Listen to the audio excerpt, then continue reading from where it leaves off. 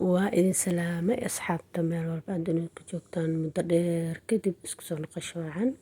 adeeg yaraan doontay markaan suuqa aadayna kareemadan arkay oo waqti badan aadaadinayo kareemadan vitamin C waaye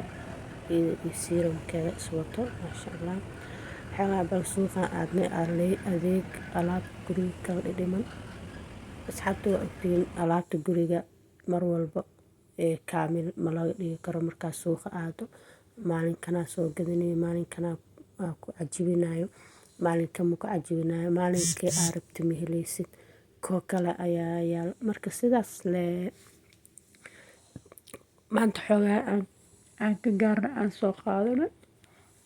xoogaa yariiskaas aan soo qaadanay geedkan guriga carfinayo iyo go'yaal iyo bakeeri oo iswato taqam ayaan soo qaadanay maasha Allah janaalkan waqti badan ayaan ka maqneen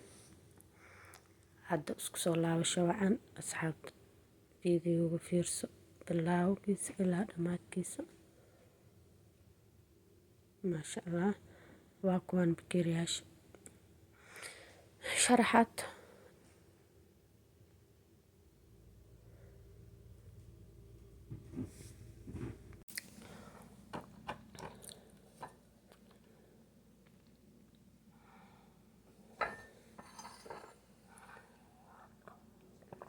xoogaa daahyaal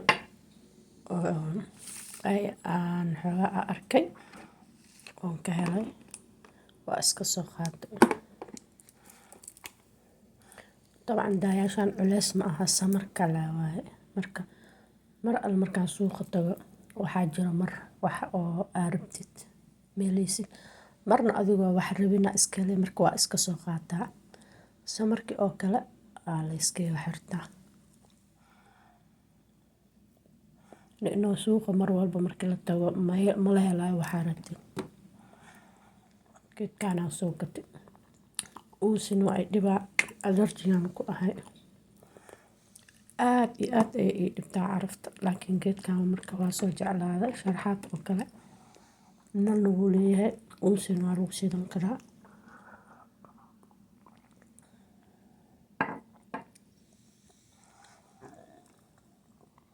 ani iyo caraf dhimashadayna kala xigto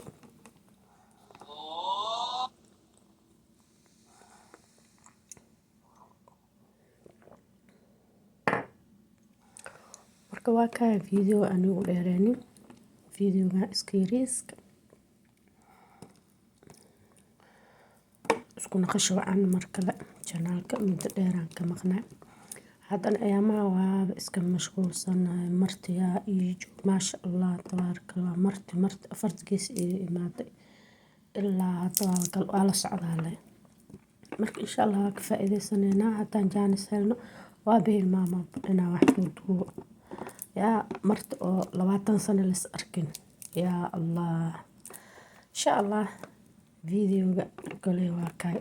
soo dhaweeya inkastoo waqti badan oo dheer aan ka maqneen na soo dhaweeya insha Allah waa soo galeynaa haddaan oo soo xasuusto insha Allah